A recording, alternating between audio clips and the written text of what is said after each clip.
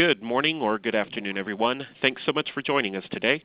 My name is Anthony Salas, and on behalf of the American Marketing Association, I'd like to welcome you to today's webcast sponsored by Odometry by Google and titled, Don't Touch the Remote, Leveraging Digital Attribution to Optimize TV and Radio Spend.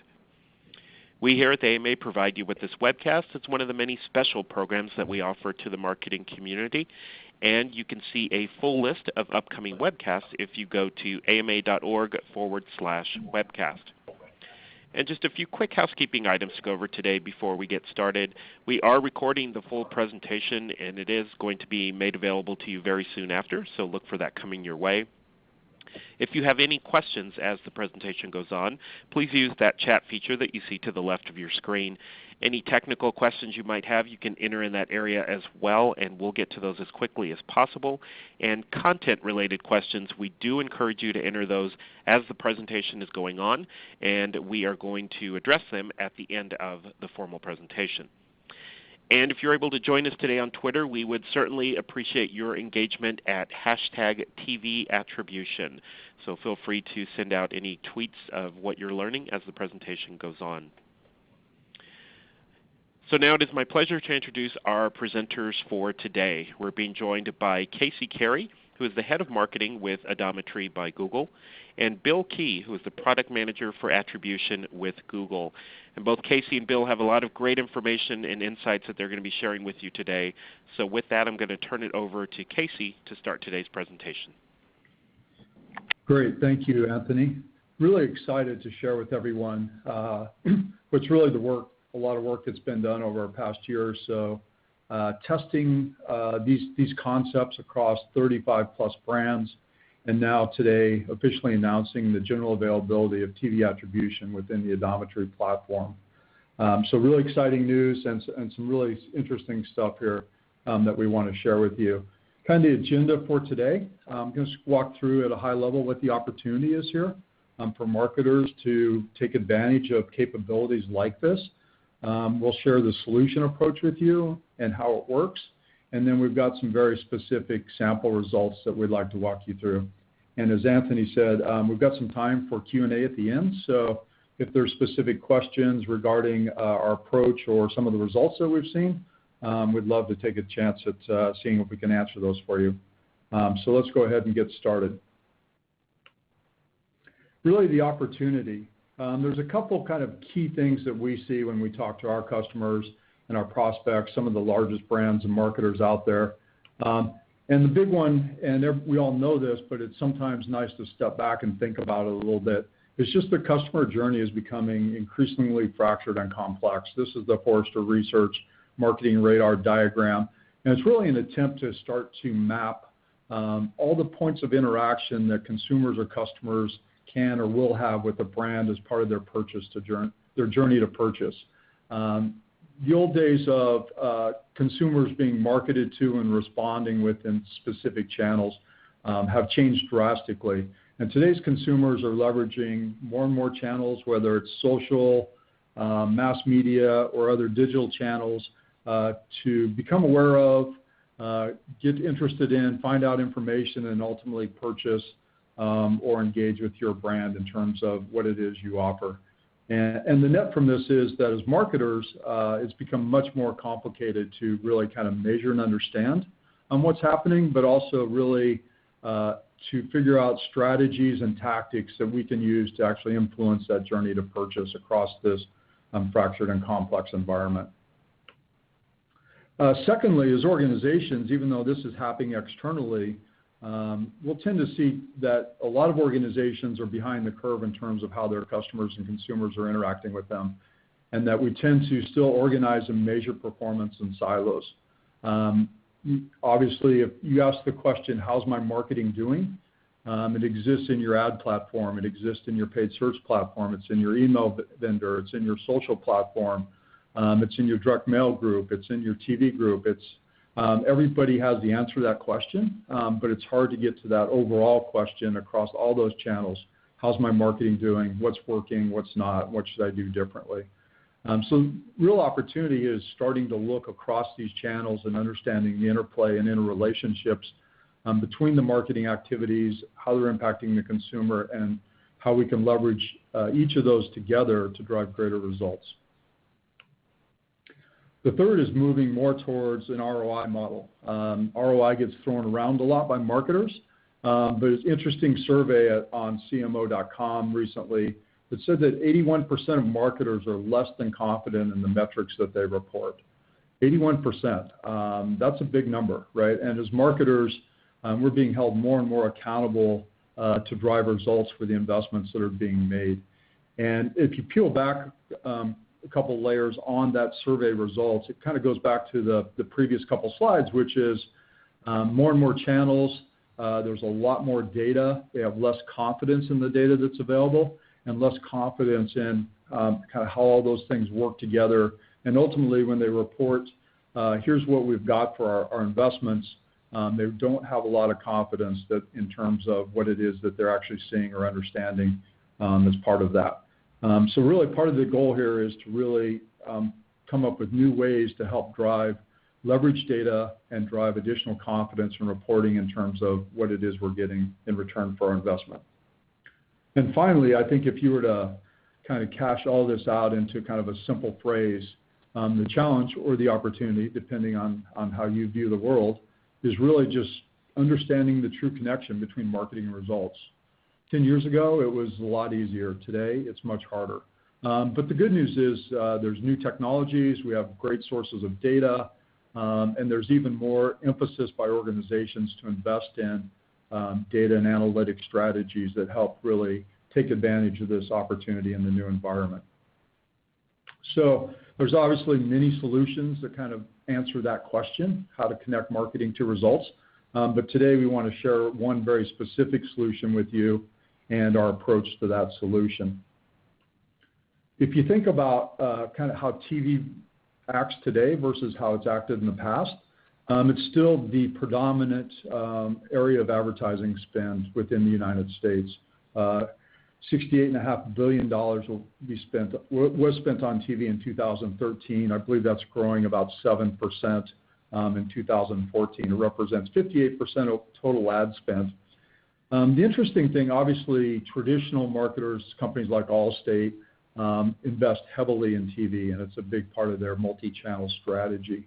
But what we're also seeing is digital natives, companies like Hulu and LifeLock, are now using TV as a big part of their strategy. They've got digital nailed, but now they need to create additional brand and additional reach to drive top-of-the-funnel activities.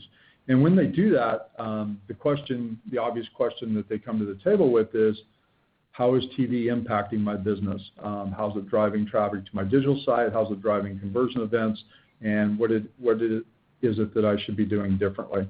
So really, that's kind of the opportunity that we set out to see if we could solve. And if you think about this from kind of how marketing, TV performance, and how it spans multiple levels and dimensions. Generally, marketing, and this is true for most marketing, but definitely true for TV, you go through an annual or semi-annual planning process. And during that process, you're looking really to decide on your investment levels within big buckets. So how much money am I going to spend on TV over the next 6 months or over the next 12 months? And what do I expect to get for that investment? As I move to more quarterly or monthly timeframes, I'm now doing campaign planning and optimization. So my measures at that point in time, I'm really trying to understand brand impact of TV and overall effectiveness of the campaigns that I'm running. So if that's kind of how TV's measured and invested in today, really the measurement approaches fall into 2 buckets. One is leveraging econometric models, marketing mix modeling, to really help me optimize my spend by channels on longer term horizons, 6 or 12 months. And that's a very traditional approach that a lot of marketers use today to do that. As I move down the pyramid, I'm probably going to implement something like panels and surveys to give me kind of more timely understanding and a little bit more granular understanding of how my campaigns are working and what is it that I should possibly be doing different as part of that. The interesting part of this is there's really not many solutions for the bottom part of the pyramid. So as I get down to kind of minute level data, hourly data, daily and weekly data, and I really seek to understand the effectiveness and ROI at the most granular level, and that includes programs and networks, creatives, geographies, et cetera. We have very few measurement tools available to us within the TV realm to actually tackle that problem. So that's the area that we focused on as part of this TV attribution solution. So when you net it all out, what we're really talking about is redefining our view of TV performance. So today, TV is bought and measured by rating points, reach, frequency. I'm running surveys around brand recall and maybe brand preference. And I may be doing some panels or surveys online to actually get a few more granular insights. But really, it's about volume and volume against a target audience. There's not a lot of measures of effectiveness in how we go about it today. So really, the goal of the solution is to complement kind of that brand and volume view of the world, but also add in an effectiveness measure so we can really start getting confidence in terms of what we're getting for our investment. One of the big ideas here is that TV and digital are now a very powerful combination. Depending on which sources that you look at, this is the National Association of Television Programming Executives. 79% of consumers in the U.S. regularly use a second screen while watching TV. I've seen numbers in ranges as low as 55 and as high as 85. Regardless, the reality is today all of us are using tablets, laptops, and our phones while we're watching. And the thing that's happened is part of that change in behavior and the significant volume of that change in behavior is that now we have a response mechanism to actually understand how our TV advertising is performing, and that is through those digital channels. So that's the one big thing that's changed over the last 3 or 4 years now that enable us to take a new approach to measuring TV performance. So what we're really talking about is connecting the viewing of TV or listening to of radio airings, measuring micro-conversion activity online to understand the impact of those airings, and then ultimately fusing that into the other digital media that we're seeing so we can ultimately understand the journey to purchase. So that's really the opportunity and kind of how we frame and think about what we've built here. So with that, I'm going to turn it over to Bill to walk us through how it works. Great. Thanks, Casey. So I'm going to walk through at a high level the sets of data, the types of modeling, and then ultimately the output that this solution provides to allow you to get really granular in understanding not just how television is performing at a high level, but how individual campaigns, ad spots, creatives, network, and program placements are actually working for you. So the first place to start with is the sets of data that we need. So when we begin this process, we work by getting airings data. So the key underlying piece here is that we actually can know when specific TV creatives are running down to the minute level. So the data that we start with looks something like this. So we know the pod that it's a part of, the actual minute-by-minute ad time, the program, the creative, and then some additional key context around that. In particular, the volume of impressions that were served, as well as the cost associated with that. So this is essentially getting that top-line set of data that you use to understand the TV impulse. The next set of data that we look at is essentially the online response. And there's a few different categories here. So the primary one that we work with is site activity. So we can look at a minute-by-minute basis at all of the visits that are occurring on your website coming through different channels, whether it be paid search, organic search, direct navigation, and others. And we model that out and look at it at an aggregated minute-by-minute basis. We can also do this for other types of response, such as calls.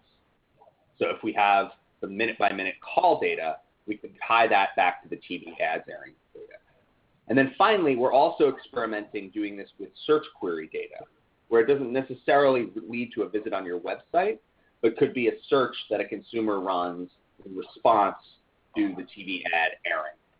You can imagine, probably from your own behavior, that that's something that you likely would do in response to a TV ad, is run a query to understand more about what the offering is. So those are the key sets of data in terms of the TV airings and then the online response. The next place that we get to from a modeling perspective is building out a baseline estimation of what that traffic would be in the absence of the TV airings. And that's really the central aspect of the modeling. Understanding, if I hadn't been running those TV ads, how would my traffic have looked without that influence from TV? So we ultimately then build out on top of that the lift that we do observe from TV. And these signals can actually be very, very clear in many circumstances for us to be able to distinguish the lift that came above the baseline that we've modeled out. So this is a little complex. The intuition is simple, that we can actually just model out a baseline and look at what TV is lifting on top of it. But there's a number of pieces of this that actually make it a complex problem that we've worked through to solve in a variety of manners. So the first is how we actually do the baseline estimation, which is essentially modeling previous behavior, looking at when there are ads running and when there are ads not running, and coming up with an estimate for exactly what that baseline behavior would be. We do this for different behavior types because search traffic, direct traffic, traffic coming from other channels all behave differently. So we split those out and model them separately. We also have to deal with the problem of overlapping TV spots. So for large TV advertisers, it's very common that there are multiple ads running at the same time. And it can be difficult if you're taking a simplistic approach to understand what the lift is from these different ads. It could be ads on different networks, on different channels. So we do have a solution to that, and I'm going to walk through in a moment some of the details of how that works. Some other challenges are around the lag delay effect. So while the signal is strongest in the minutes following a TV ad airing, there's also longer-term effects, particularly over the course of hours, where users might ultimately respond online. And so we've built out not just a minute-by-minute level of models, but hourly models that look at how TV is lifting traffic over a longer period of time. And then finally, while many TV ads in the United States are national, there's also very significant volumes of TV ads that are local. So we'll model the response of those ads on a geographic specific basis. So we would look only, for instance, at your website traffic that's coming from the geography where the TV ads are airing. So that at a high level are some of the pieces of the modeling methodology that we've built in order to be able to solve these common problems. So I want to dive into a couple of specific challenges that are usually the most common questions that we get from customers about how we actually make this work. So the first is how spots airing within the same response window can be differentiated from one another. This is what I mentioned about where I have one ad running on one network and another, perhaps an ad on CNN and an ad on ABC at the same time. How do I distinguish between the two of them? A similar problem that we actually solve in the same way, so I'm going to get to the solution in a moment, is when the ad is actually of relatively low impression volume. So it could be an ad on a long-tail cable network or an ad that simply isn't seen by a large number of viewers, but there's a lot of noise in the data already, and you can't see, the model can't pick out a clear spike. So our solution to both of these problems is actually very similar. So what we do, and I think this is sort of a key innovation here, is we group similar spots together. So our machine learning model is able to understand what types of spots have similar characteristics to one another. And so this could be, two spots that are on long-tail TV networks that hit the same types of demographics as opposed to two big national spots during sporting events.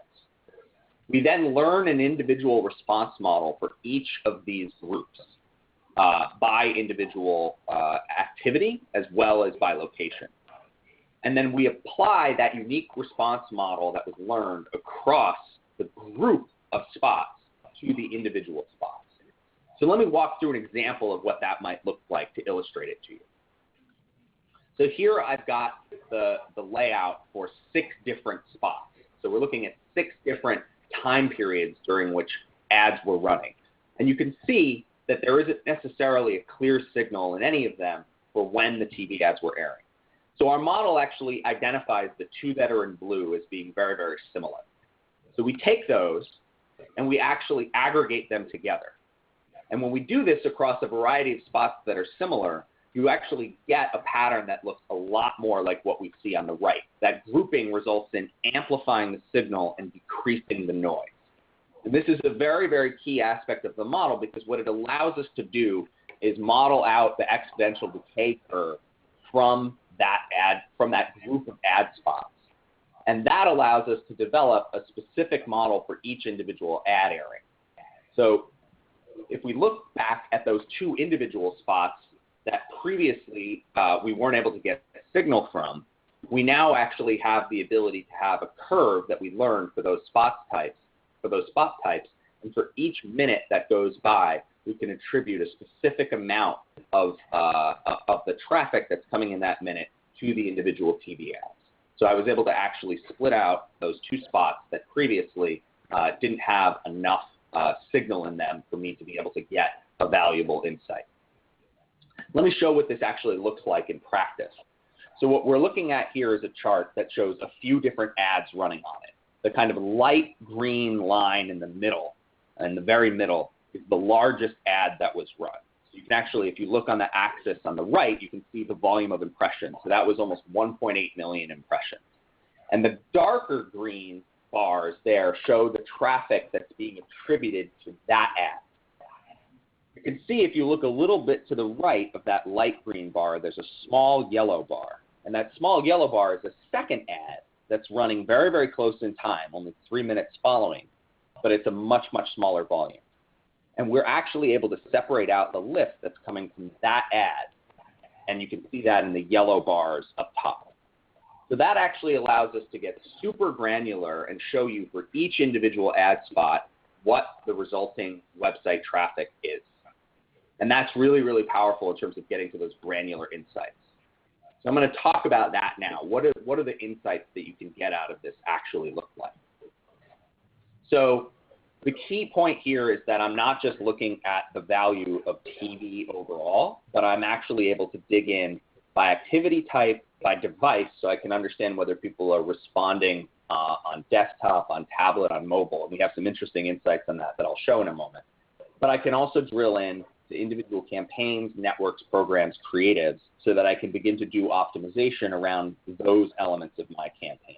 So you could almost begin to think about doing TV creative bake-offs, where you could understand whether one creative was much better at driving online response than another.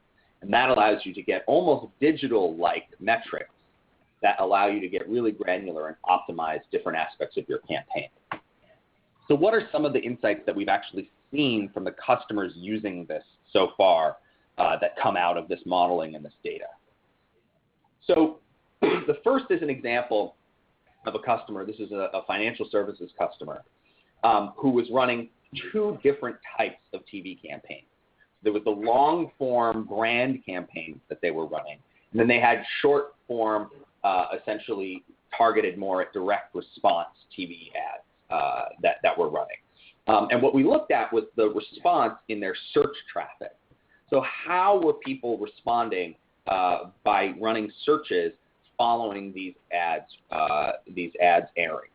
And for the long-term brand, we actually saw that the response rate, which is the metric that we're looking at here, was significantly higher for the category generic searches rather than for the brand searches.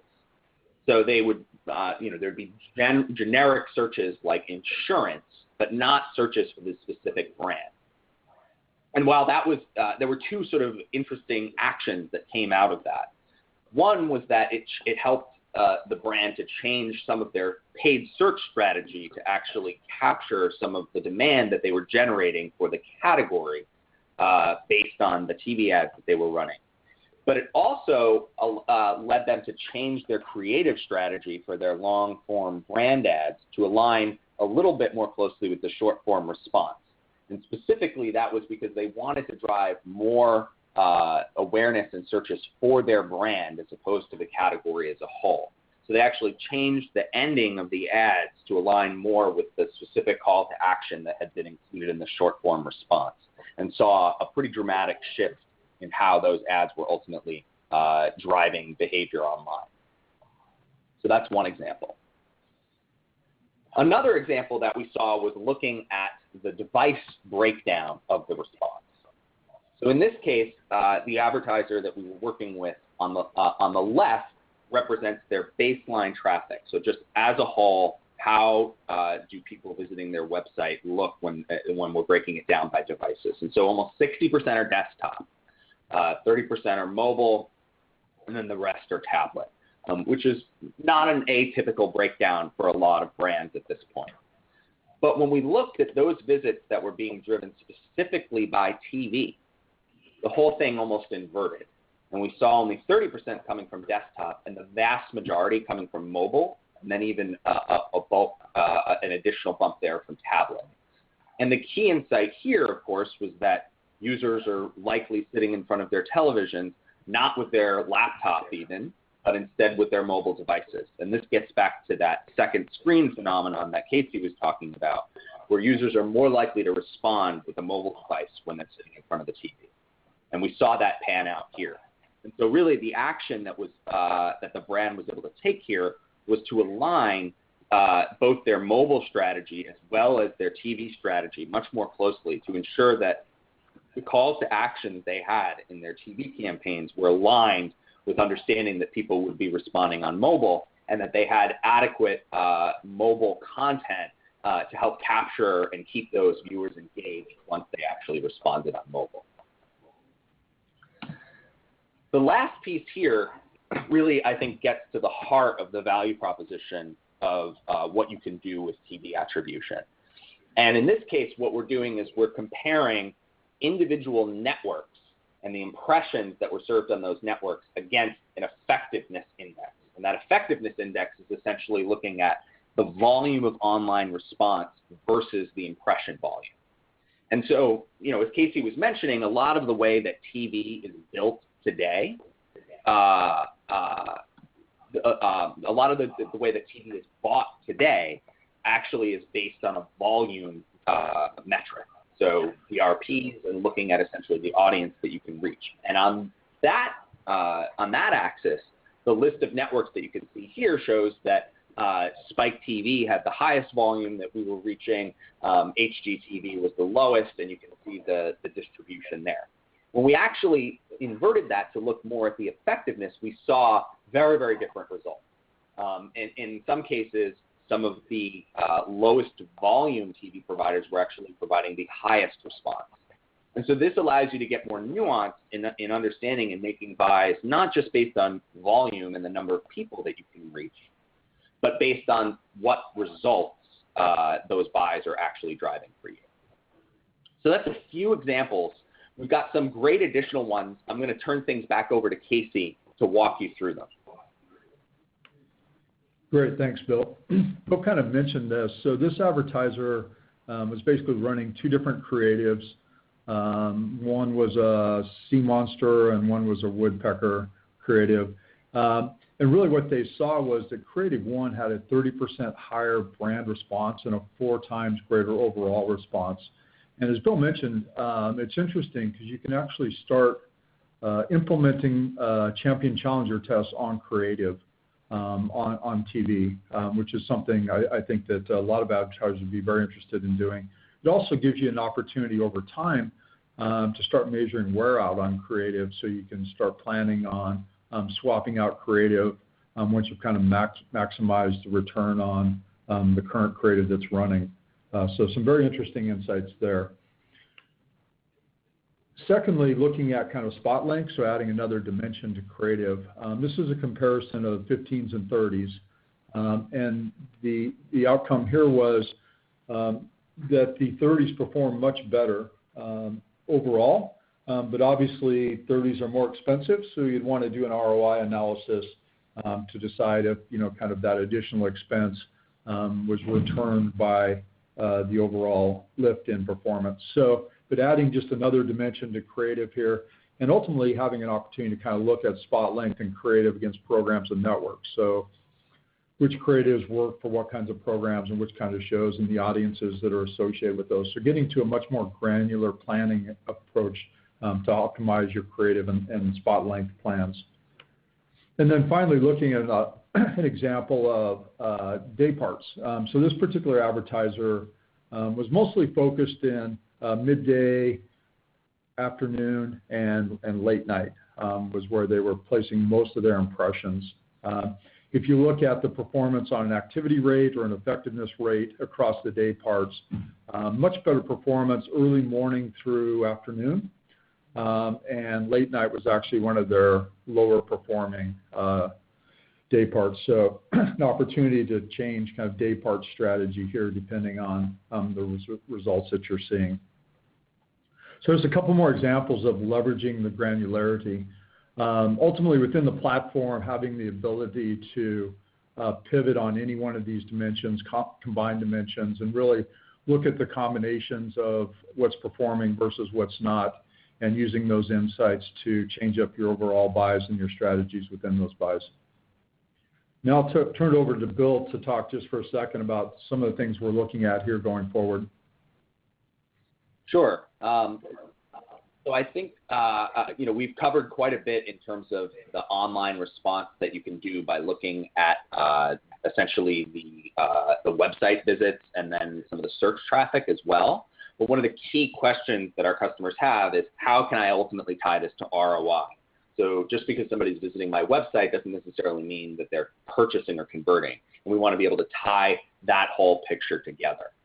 And that's one of the key reasons that we view this as essentially part of the Adometry platform. As Casey was mentioning earlier, we ultimately want to be able to provide that view across all channels to see how they're interacting and working together to drive conversions in that world where consumers are increasingly interacting with more channels on that path to conversion. So our next big item that we're adding here, and we're going to be coming out with early next year, is the capability to ultimately model this through to conversion. And there's a simple way you could think about it, which could be that we could just look at the minute-by-minute conversion data and model those that are sort of immediately driven by television. But that would almost be taking a kind of last-click attribution approach to television, where we're really only looking at those people who sort of immediately convert after viewing a TV spot. And that's really not what we're focused on. We want to get a more nuanced view. So in this case, what we're doing is we're actually taking the results of what we're able to observe in online response and pushing that down into what we typically think of as user-level digital data that we're able to use to track a conversion. So if you look at those three lines going across there, what we're following are essentially user paths. So this, from a digital attribution perspective, would be what you might typically focus on. So a user came to the site directly, and then later on, maybe a few days or a week later, saw a display ad, and then came back by a paid search and made a $100 purchase. So in the absence of TV, we would just attribute across to those three touch points using multi-touch attribution that divides the credit for that $100, as you can see here, using a different methodologies ultimately to arrive at the credit that you see there. But when we know that TV influenced some of the visits, we can get more nuance with that. So in the example of the first line that we see here, we see that the user visited from direct during a period, during essentially a minute, that was prior to the TV ad airing. So we're not actually giving any credit to TV in that case. For the second line, we actually see that that direct visit came during a period of time when 20% of the direct visits happening then were being driven by television. So we actually take 20% of the conversion credit, or 20% of that 50% of the conversion credit being given to direct, and we reattribute that back to the TV ad. In the third line, we see somebody who came and visited a little bit further after, when only a smaller percentage of the visits were being driven by television. So a smaller percentage of the conversion credit for that direct visit gets reattributed to TV. And ultimately what this does is it allows us to sort of push down into the user level a kind of probabilistic event that says, based on the fact that this user visited during this period of time, we have some probability associated with the fact that that user viewed the TV ad. And that then allows us to push that through and tie it ultimately to conversion data that could happen days or weeks later. So we're really excited to bring this and ultimately tie together a full picture of how TV integrates in with these digital channels. There's also other advantages that would come from this in terms of being able to get even more granular about how people who were influenced by television early on go on to interact with other campaigns perhaps days or weeks later. So we're really excited to have that coming early next year and make that a sort of complete part of the platform. So with that, I think Casey and I are gonna turn things over for questions and answers. Great, Bill. Thanks so much. Appreciate it. And Casey, thank you too. We do have a number of questions already lined up for both of you, but just a quick reminder to everyone that if you do still have a question, use that chat feature that you see to the left of your screen. Get your question in there. We've got a good amount of time remaining here for questions, so definitely take the time to get your question in, and we'll get to as many as we can. So the first question we have here, basically talking a little bit about social media. Question being, what about social response to things like Twitter and Facebook? Why is it that those weren't included? Sure. So I can address that. So that's definitely something that we're interested in exploring in the future. Today, getting access to the data that would be available for that is, it's not as widely available. The website data that most customers have available from their analytics systems is readily available to be able to do that. So it's primarily sort of an aspect of availability of the data. All right, excellent. And Ashley is asking if this can be done with historical data, or is it only for campaigns moving forward? Yeah, so I can take that one. That's a great question. So actually one of the advantages of this, because we're dealing with essentially the aggregated data, is that we can absolutely do this for historical campaigns. So we frequently look back quarters or even over a year for advertisers before. And as long as you have a reliable source of website data for those periods in the past, we can absolutely do the analysis going backwards as well. And how does viewing on, a lot of people use their DVRs now, so on-demand, online streaming, what about viewing using those types of resources? Sure, yeah. So I think one of the key items here is that the modeling essentially very strongly relies upon the time sensitivity of the airing. So when views of the ad are essentially spread out over time, the signal and the data is not as strong and not available. So this is a solution that works very, very well essentially for live TV and when viewers are viewing live. And it's kind of an interesting observation because part of when we went into this, there's clearly such a shift in our world today to time shifted viewing and viewing television through internet streaming services and of course DVRs, as you mentioned. But we find that actually it continues to be a very, very large volume of ads and TV programs that do continue to be consumed in the live format. So it's sort of one of those things where there definitely is a trend that we're looking at, and we're looking at ways where we can ultimately include some of that addressable sort of individual level TV eventually. But I think, given how much is invested in TV advertising today and how much does continue to be viewed live, for marketers who are looking to get sort of a complete picture of everything that's going on, it is definitely important to leverage and make sure that we're measuring the live TV as well. Great. Thanks so much, Bill. Our next question coming in from Tanya, and she wants to know if these campaigns are focusing mostly on national TV campaigns. And if so, how would you augment for localized campaigns? Sure. No, that's a great question that we get a lot. So we can absolutely do national and local as a part of this solution. In many cases, there's sufficient volume at a local level for us to be able to do that. Occasionally, it's possible that if your business doesn't receive a significant volume of web traffic, that we don't have enough data or enough signal for any particular location, particularly if you're drilling down to something like the city level, for us to be able to get. But we've definitely had experience managing that, and for many larger brands, there's ample data with enough signal in the data for us to be able to do the modeling based on DMA or other splits of geography based on how it is that you're ultimately running your TV campaigns. Great, thank you. Let's see, our next question here, this one coming in from Sarah. She wants to know how much data or how long do you typically need to collect data in order to start modeling? Yeah, that's a good question. So for our model to train on your historical website activity in order to get an accurate baseline, we need a minimum of 30 days.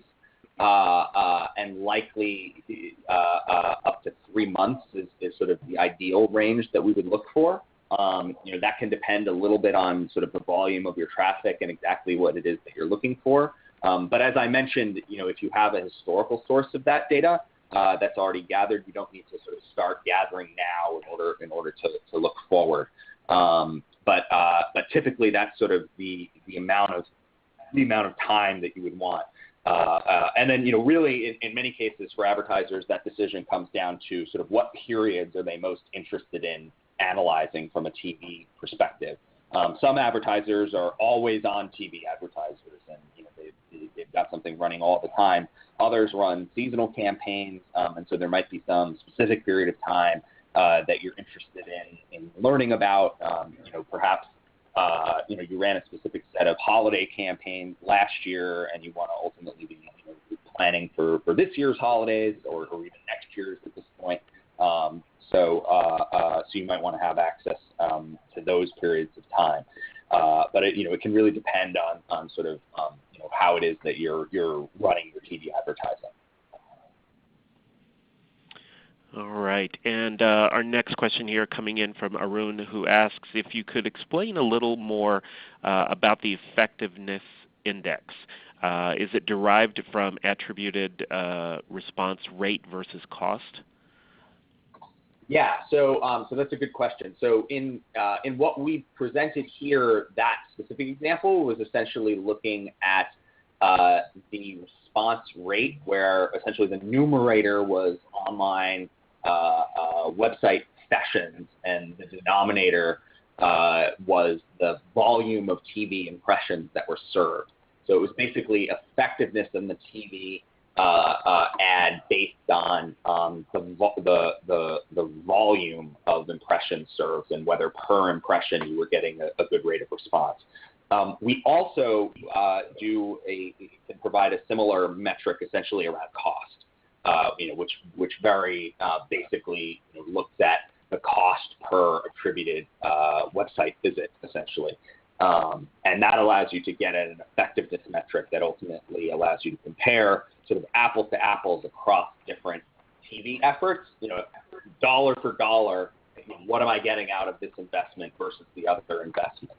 So that's sort of what's behind both the effectiveness metric that I talked about as well as the cost-based metric. All right, and just a quick reminder before we take our next question, if you do still have a question, get it into that chat feature, and we're going to got a little less than 10 minutes remaining here, so we'll get to as many as we can here. Next one coming in, wanting to know if you can use this same technique to measure radio. Yes. So that's a great question, and in fact, we've done that for several clients. So our primary focus is on TV. and we're building out more and more scalable capabilities around TV. But we actually do see very, very similar patterns around radio as well.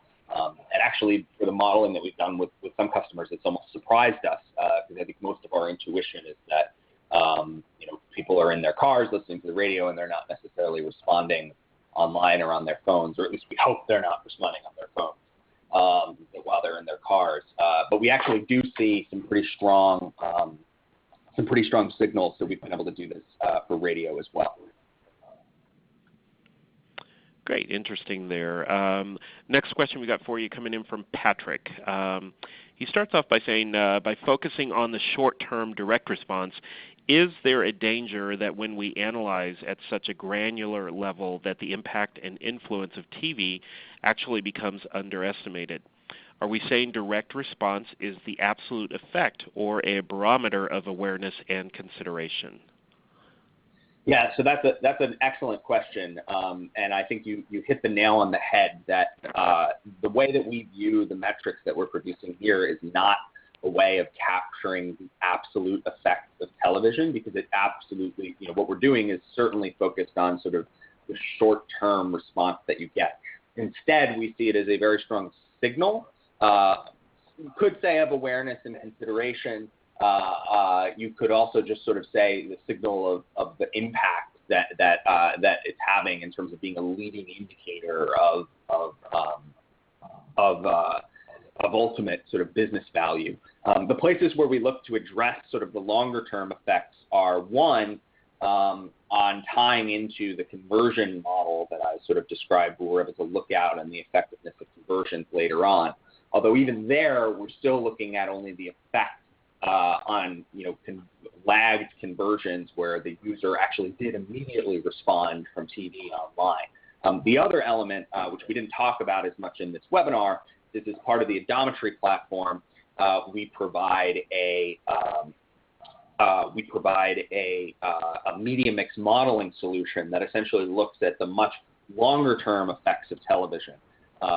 And Casey kind of alluded to that a little bit earlier. And that's meant to capture sort of the full effect, the absolute effect of television, and this ultimately. But typically the way that works is we have a much higher level view of that. So I can't drill into individual creatives and ad spots and understand day parts and timing. It's looking at the effect of television over the course of months or a year. So what we do is we actually view these two solutions as complementary. Kind of as Casey laid out at the beginning, sort of in that pyramid slide.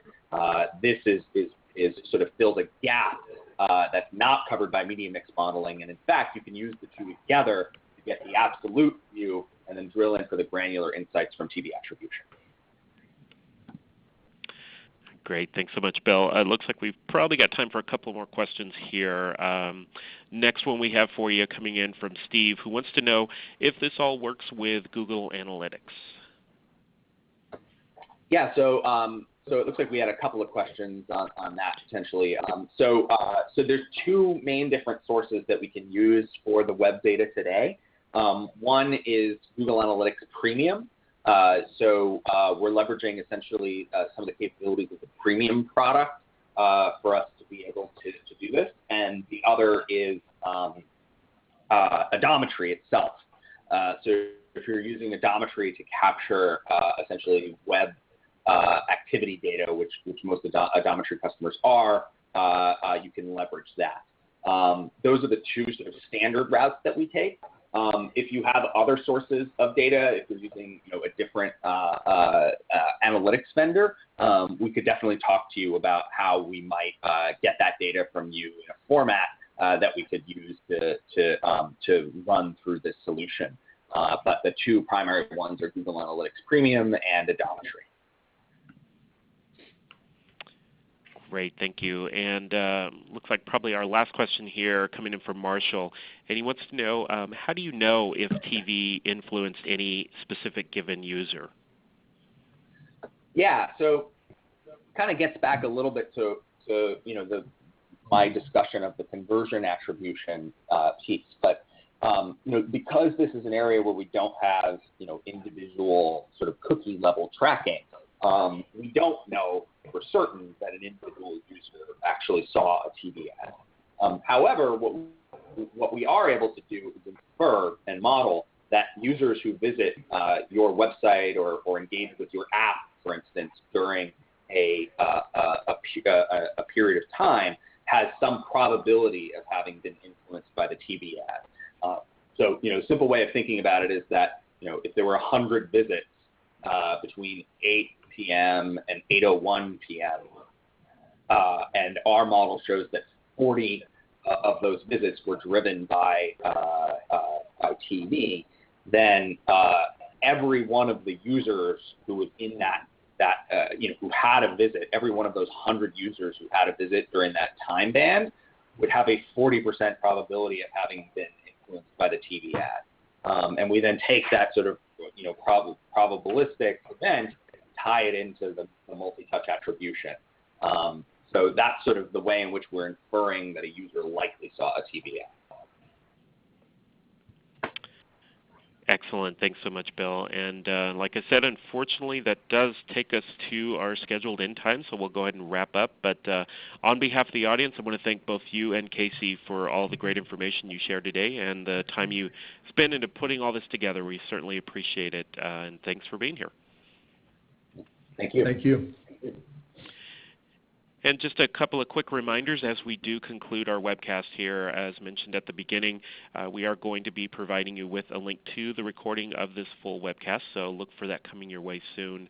To those of you that were able to join us today on Twitter, I want to thank you for your participation there. We did have a lot of good sharing going on there, so if you weren't able to join, you can still go and engage at #TVAttribution.